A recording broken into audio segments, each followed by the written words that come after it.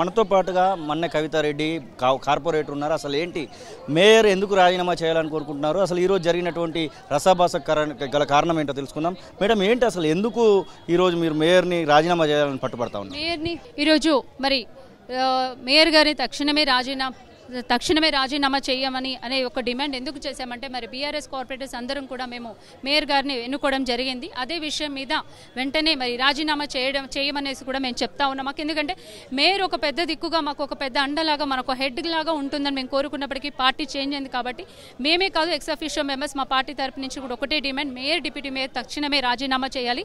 ఏ విధంగా అయితే మరి కేశవరావు సార్ కూడా నిజాయితీగా మరి రాజీనామా చేశారు, అదేవిధంగా తన కూతుర్ని కూడా మరి రాజీనామా చేయాలని మేము డిమాండ్ చేస్తాం ఉన్నాము.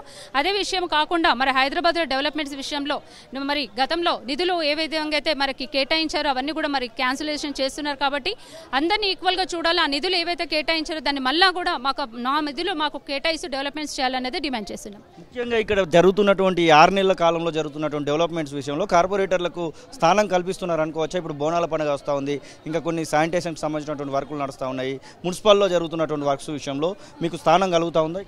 మాకు బోనాల పండుగ విషయంలో కానీ ఏదైతే రోడ్డు అంటే టెంపుల్ సరౌండింగ్స్ లో డెవలప్మెంట్స్ ఏవైతే ఉన్నాయో అవన్నీ కావాలని చెప్తా ఉన్నారు. కాకపోతే అది కూడా ఆ లెటర్ కూడా మేము కమిషనర్ గారికి ఇస్తే కమిషనర్ ద్వారా, హైదరాబాద్ కమిషనర్ ద్వారా మాకు శాంక్షన్ అయితే మేము ఇవ్వగలుగుతాము, లేకపోతే లేదన్నట్టుగా చెప్తా ఉన్నారు.